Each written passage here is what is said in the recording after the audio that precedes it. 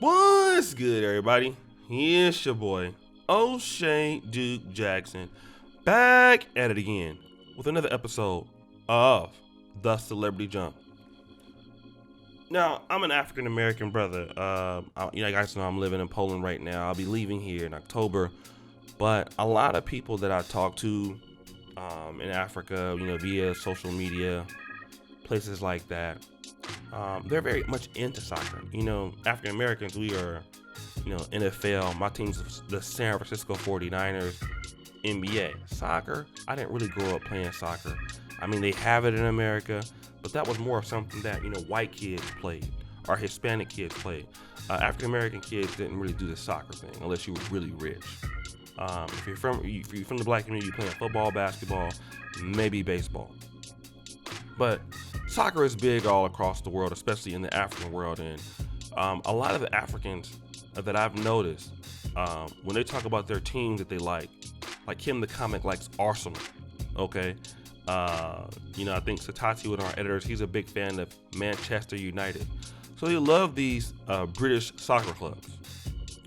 They root for them when they win. They're excited when they lose. They're sad. And I noticed that when I was in Uganda. I'm like, why do you guys care about these European teams so much?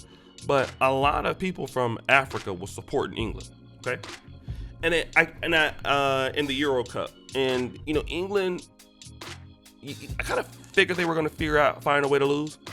I know they had just beaten Denmark and got to the finals, and it was a 1-1 draw. But, I thought they were actually going to pull out and shock me, right? And I know one lady I was talking to in London, she was talking about how, the country is coming together. People are singing out in the streets. They're excited about this. But then there was a 1-1 draw, okay? And then there were some black players who actually helped them get to the finals, okay?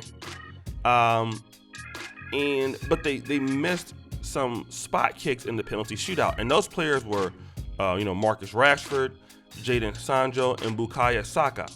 All right, and they missed those kicks, and then they lost Euro 2020, and Italy won. Okay, but there are certain screenshots, and shout out to a young lady that you guys are seeing on this channel named Claire. She was sending me many of the screenshots that people were saying, and these we'll show maybe a few of them here, but what you were seeing was so much disrespect toward these black players, and it's all over social media, calling them the N-word and all of that. And this team has been highlighting the issue of racism throughout the tournament, taking the knee before the matches and stuff like that. But, even some of the ministers who have apparently been accused of hypocrisy for refusing to criticize those Abuja team, are now joining in the condemnation of the racial abuse. But the reality is that here's a lesson for blacks over the world.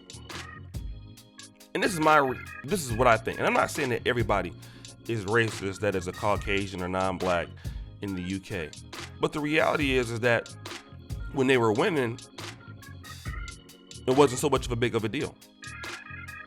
If they would have won the Euro Cup, those people who were mad at them now would be all wanting to drink beers with them, taking pictures with them. But now they want to call them the N-word. Now they want to call them monkeys and all that. And I was saying, on WhatsApp, for you, Ugandans and some of you Africans out there, why are y'all supporting them? How many times do people have to show you how they feel about you and you still support them? For any country that was under the European crown or under the British crown, Nigeria, Uganda, Kenya, if you want to claim you want to get mad at Museveni, fine. You want to say Museveni's administration is the big problem in Africa, fine. My opinion of it is it wouldn't matter who it is. Okay? The European powers that be are decimating Africa. It was happening before he got there. It will happen once he leaves. in Nigeria, in the Biafra War, where you had these British that brought Christianity to the south of Nigeria. Okay? And then when those Nigerians in the south and in the Igbo regions wanted to, run their own stuff and break away and be independent, those same British went and gave money to the north to fight against the region that they developed, all to keep oil. And what it is that a lot of people in the black world got to understand that if you can't do nothing for them, then they're going to tell you how they feel about you. Not everybody, but it does happen. But yet what you see is blacks are still begging to be close to the people that are showing you that they don't like you. Okay? Now, those same black players were probably instrumental. I don't watch soccer, but they were instrumental in seeing them get to the finals of the Euro Cup. Now they missed, and I understand in any sport when you lose, and it's hard to get to the Euro Cup final. It's very difficult. But once that happens, you start calling names and all of these things. Guess what? Okay. The reality is you see how folks feel about you. Okay? Folks feel about you however they feel about you, and you can't change it. You can't change it. Stop trying to change it. And this is many hundreds of years of them. England is one of the think about racism. England is one of the most racist places in the history of the world. They're the ones that are responsible for starting the United States. You've seen what they did in South Africa along with the Dutch. We know what they did in Rhodesia. We know what they did in Kenya with the Mau Maus. We know what they did in Uganda, Tanzania, Ghana, Gambia. Even in India.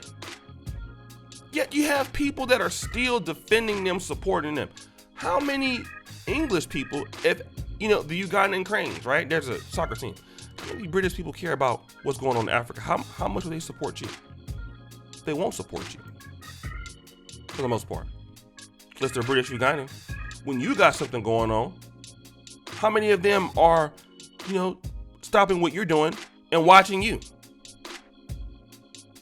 The reality is they don't care. Okay? And the same people that are saying these vile things and saying these things against those brothers out there, and you brothers out there are taking knees and stuff. And I hate to say this, some of them brothers probably taking knees and dealing with those white women at the same time, But anyways, okay. I don't know. I'm just saying. It's very possible. And maybe some people don't like that. But you gotta understand how folk feel about you, and some people ain't gonna never like you. I'm pretty sure you have, Caucasians in Britain that are not like this. I know that you do. But for those of you who don't know who's out there to get you, here's a sign, all right? So guys, what do you think? It's your boy, O'Shea Duke Jackson, back at it again with another episode of The Celebrity Junk. I really appreciate you for all that you do. Subscribe with the bell. Check out the first company at the top. Check out the Black Men Are Perfect t-shirts. And as you know, the buffoonery remains at an all-time high. I'm out.